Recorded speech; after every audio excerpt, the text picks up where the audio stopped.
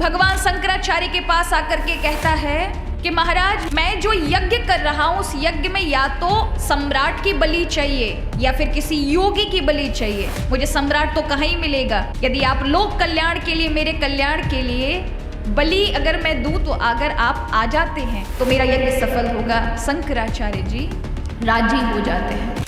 देखो, जब भक्त के ऊपर संकट आता है ना, तो स्वयं भगवान ही रक्षा करने के लिए ही प्रकट होते हैं। आद्य गुरु भगवान शंकराचार्य के ऊपर भी एक बार जीवन में संकट आया। एक भैरव नाम का तांत्रिक था।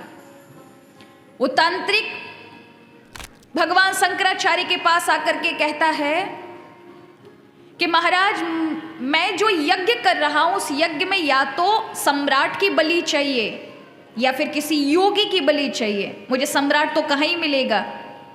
यदि आप लोक कल्याण के लिए, मेरे कल्याण के लिए बलि अगर मैं दूं तो अगर आप आ जाते हैं तो मेरा यज्ञ सफल होगा। शंकराचार्य जी राजी हो जाते हैं। रात्रि के समय अपने शिष्यों को बिना कहे जहां पर वो भैरव बलि देना चाहता था तांत्रिक, वहां पहुंच गए।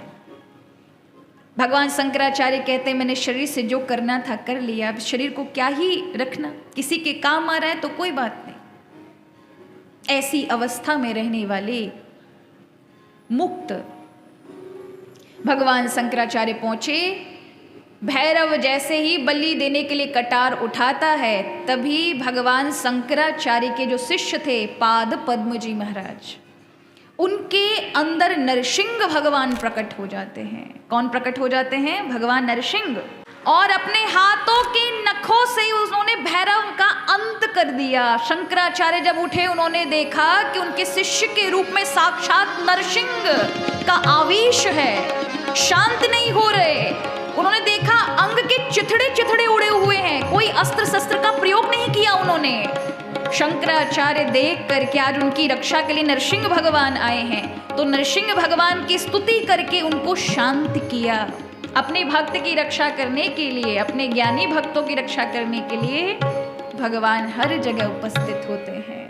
बस भरोसा होना चाहिए। अब भरोसा नहीं है तो कोई लाभ नहीं है।